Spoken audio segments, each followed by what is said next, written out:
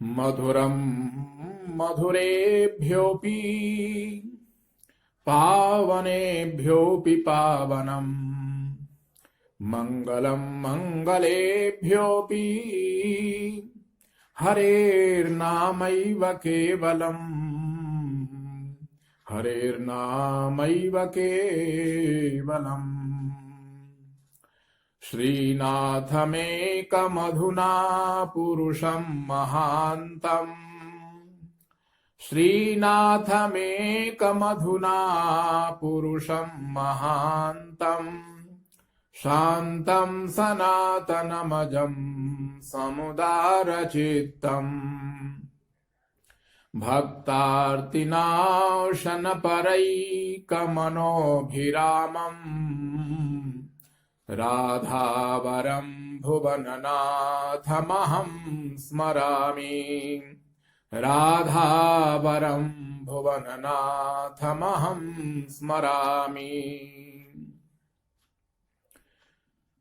ई कक्षा माध्यमेन अध्ययनरतानां समेषां छात्राणाम् अहं डॉक्टर हरस्वरूप वासिष्ठः प्रिंसिपल गवर्नमेंट संस्कृत कॉलेज नाथद्वारातः भवतां समेषां हार्दिकम् अभिनंदनं हार्दिकं स्वागतं व्याहरामि। प्रिय छात्रों, पूर्व के प्रसंग में आप सभी लोग श्रीमद् भगवद गीता का जो द्वितीय अध्याय है उसके अंतर्गत चर्चा श्रवण कर रहे थे। दोनों सेनाओं के मध्य में खड़े होकर अर्जुन ने जब अपने सगे संबंधियों को देखा तो अर्जुन विषादग्रस्त हो गया, अवसादग्रस्त हो गया और अपने कर्तव्य से, अपने धर्म युद्ध से जब अर्जुन विमुख होने लगा तब भगवान श्री कृष्ण अर्जुन को उपदेश करते हुए दूसरे अध्याय के दूसरे श्लोक में समझाते हुए कह रहे हैं कि हे अर्जुन, कुतस्त्वा कश्मलमिदं विषमे समुपस्थितम् अनार्य जोष्टमस्वर्ग्य मकीर्ति करम अर्जुन। श्लोकेस्मिन् भगवान श्री कृष्णः कथयति यत् हे अर्जुन, त्वयि असमये इदं कश्मलम् इदम् अज्ञानं कथम उत्पन्नम् यतो हि इदम् आचरणम् अनार्यजुष्टं वर्तते, अस्वर्ग्यं वर्तते, अकीर्तिकरं वर्तते, अतएव त्याज्यम्। प्रिय छात्रों, द्वितीय अध्याय के द्वितीय श्लोक में भगवान श्री कृष्ण अर्जुन को उपदेश करते हुए कह रहे हैं कि हे अर्जुन, जबकि दोनों पक्षों की सेनाएं आमने सामने खड़ी हो चुकी हैं और कुछ ही समय के पश्चात युद्ध प्रारंभ होने वाला है, ऐसे समय में तुम्हारे हृदय में ये कश्मलता, ये कायरता, ये अज्ञान कहां से उत्पन्न हो गया? क्योंकि तुम्हारा इस प्रकार इस धर्म युद्ध से विमुख होना, धर्म युद्ध से पलायन करना, ये जो तुम्हारा आचरण है ये कैसा है? अनार्य जुष्टम है, अस्वर्ग्यम है और अकीर्ति कर्म है। अनार्य जुष्टम का तात्पर्य है कि जीवन में परिस्थितिवश जो भी कर्तव्य कर्म हमारे समक्ष उपस्थित होता है उसको हमें करना चाहिए। परिस्थितिवश ये धर्म युद्ध तुम्हारे जीवन में आया है, इस धर्म युद्ध को तुम्हें लड़ना चाहिए, क्योंकि अगर तुम ये युद्ध नहीं करते हो तो ये तुम्हारा धर्म युद्ध से विमुख होना क्या कहलाएगा? अनार्य जुष्टम, श्रेष्ठ पुरुषों के द्वारा आचरित ये आचरण नहीं कहलाएगा, क्योंकि श्रेष्ठ पुरुष वो होते हैं जीवन में परिस्थितिवश जो भी कर्म उपस्थित होता है उस कर्म का वो निर्वहन करते हैं, और जो मोह के कारण, अज्ञान के कारण, कायरता के कारण अपने कर्तव्य कर्म से यदि वो पलायन करते हैं, विमुख होते हैं, तो श्रेष्ठ पुरुष ऐसे आचरण की प्रशंसा नहीं करते, ऐसे आचरण का वो समर्थन नहीं करते। इसलिए तुम्हारा जो ये आचरण है धर्म युद्ध से विमुख होना, ये उचित नहीं माना जाएगा। दूसरी बात, अगर तुम इस धर्म युद्ध से विमुख होते हो तो अस्वर्ग्यम, तुम कायरता के वशीभूत होकर इस धर्म युद्ध का त्याग करते हो तो क्षत्रिय होने के नाते तुम्हें स्वर्ग की प्राप्ति भी नहीं होगी, क्योंकि क्षत्रिय तो वही कहलाता है जो धर्म युद्ध से कभी भी विमुख ना हो और धर्म युद्ध में लड़ते लड़ते विजयश्री को प्राप्त करे अथवा अपने आप को समर्पित कर दे। इसलिए इस धर्म युद्ध से विमुख होना तुम्हें स्वर्ग की प्राप्ति कराने वाला भी नहीं है। और तीसरी बात अर्जुन, अकीर्तिकरण, तुम ये सोचते हो कि इस धर्म युद्ध को त्यागने से, अपने इस कर्तव्य को छोड़ देने से समाज के लोग, संसार के लोग तुम्हारी प्रशंसा करेंगे। ऐसा भी नहीं है। अगर तुम इस धर्म युद्ध से विमुख होते हो तो तुम्हारे इस आचरण से तुम्हारी कीर्ति का विस्तार भी नहीं होगा। इसलिए हे अर्जुन, इस असमय में तुम्हारे हृदय के अंदर जो कश्मलता उत्पन्न हुई है, जो कायरता उत्पन्न हुई है, इसको तुम त्यागो और अपने कर्तव्य का पालन करो। भगवान कह रहे हैं कि अर्जुन से कि हे अर्जुन, क्लैव्यमास्मगमः पार्थ नैतत्त्वय्युपपद्यते क्षुद्रम हृदय दौर्बल्यम त्यक्तोत्तिष्ठ परन्तप। हे पार्थ, अस्मिन् श्लोके भगवान श्री कृष्णः निगदति अर्जुनं प्रति, हे पार्थ, क्लैव्यम मास्मगमः, अर्थात क्लैव्यम मा प्राप्नुहि, त्वयि एतत् न उपपद्यते न युज्यते, अतः हे परन्तप क्षुद्रम हृदय दौर्बल्यम परित्यज्य उत्तिष्ठ उत्थितो भव।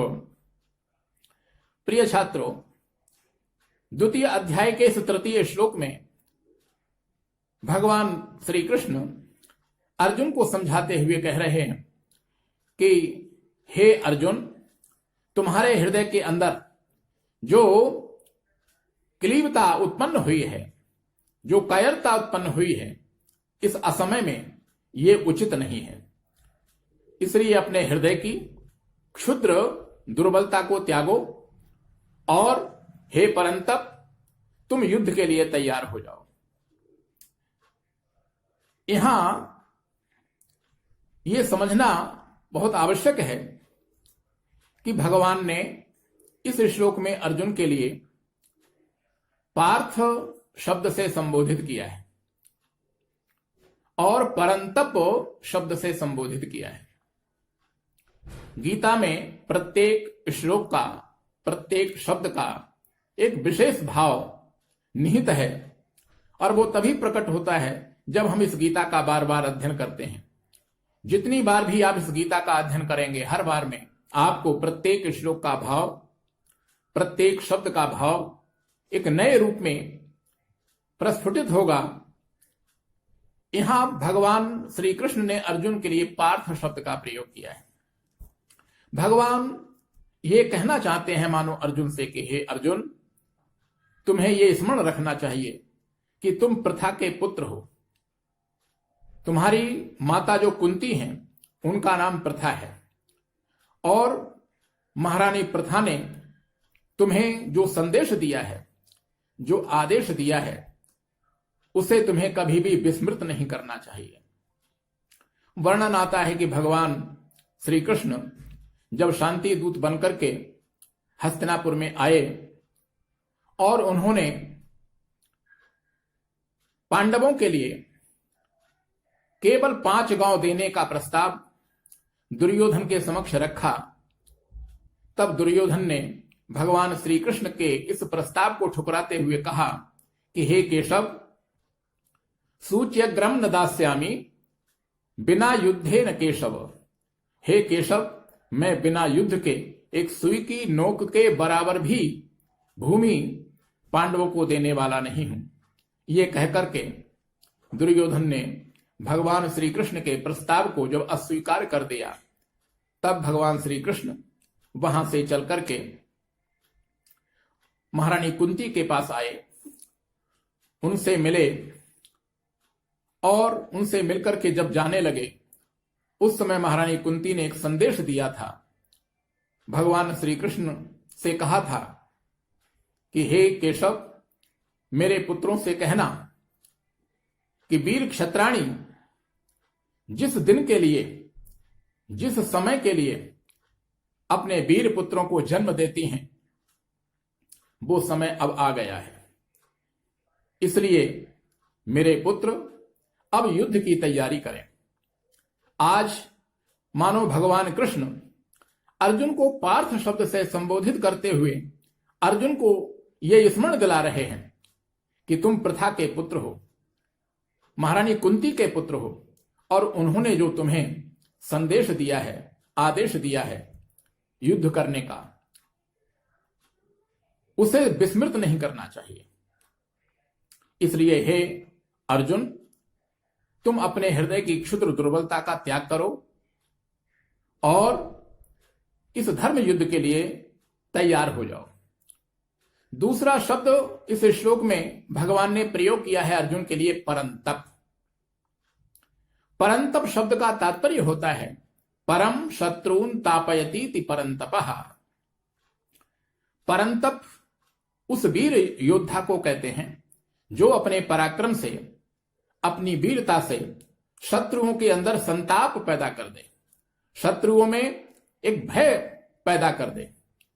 भगवान कहना चाहते हैं अर्जुन से इस शब्द का प्रयोग करके, मानो कि हे अर्जुन, तुम तो परंतप हो, शत्रुओं को संताप देने वाले हो। अगर तुम इस धर्म युद्ध को नहीं करोगे, इस धर्म युद्ध से यदि तुम विमुख हो जाओगे, तो फिर तुम परंतप नहीं कहलाओगे। तुम्हारे इस आचरण से तुम्हारे शत्रु तुमसे भयभीत नहीं होंगे, अपितु अगर तुम युद्ध छोड़ करके चले जाते हो, तुम्हारे जितने भी शत्रु हैं वो सभी तुम्हारे इस व्यवहार से हर्षित हो जाएंगे।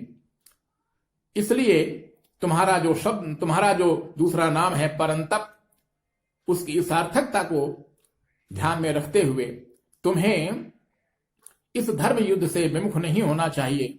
अपने इस धर्म युद्ध को करके अपने कर्तव्य का पालन करना चाहिए।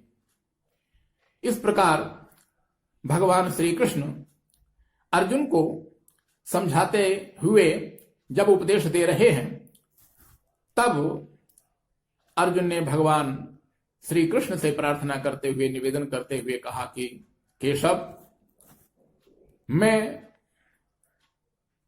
अपने हृदय की बात आपके समक्ष रखना चाहता हूं। आप मेरी उस समस्या का समाधान करें। क्यों? कथम भीष्ममहं संख्ये द्रोणं च मधुसूदन इषुभिः प्रतियोत्स्यामि पूजार्हा वरिसूदन। श्लोकेऽस्मिन् अर्जुनः भगवन्तं श्रीकृष्णं प्रति कथयति यत् हे मधुसूदन, अहं संग्रामे भीष्मं द्रोणाचार्यं प्रति च बाणैः कथं केन प्रकारेण युद्धं करिष्यामि, यतो हि इमौ द्वौ तु पूजार्हौ वर्तेते, पूजनीयौ वर्तेते। इस इस श्लोक में अर्जुन भगवान श्री कृष्ण के समक्ष प्रार्थना करते हुए कहते हैं कि हे केशव, आपने जो कहा कि तुम्हारे अंदर ये कायरता कहां से पैदा हो गई, इस संबंध में मैं आपसे कहना चाहता हूं कि आप ये बताएं, पितामह भीष्म और गुरु द्रोणाचार्य, इन दोनों पर इस युद्ध के अंदर मैं शस्त्र प्रहार कैसे कर सकता हूं? इनसे मैं युद्ध कैसे कर सकता हूं? क्यों? पूजा रहा वरिसूदन, हे अरिसूदन, हे केशव, ये दोनों ही मेरे लिए पूजनीय हैं, वंदनीय हैं।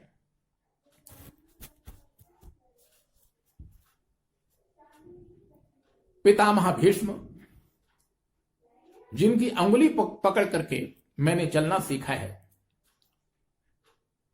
भला मैं उनके साथ युद्ध कैसे कर सकता हूं? गुरु द्रोणाचार्य, जिनसे मैंने सभी प्रकार की शस्त्र अस्त्र संबंधी शिक्षा ग्रहण की है, उनसे मैं युद्ध कैसे कर सकता हूं? ये दोनों ही महापुरुष मेरे लिए वंदनीय हैं, पूजनीय हैं। जिन महापुरुषों के चरणार बिंदों में मेरा मस्तक हमेशा आज तक झुका रहा है, भला मैं उनके समक्ष शस्त्र उठाकर के ये पाप कैसे कर सकता हूं?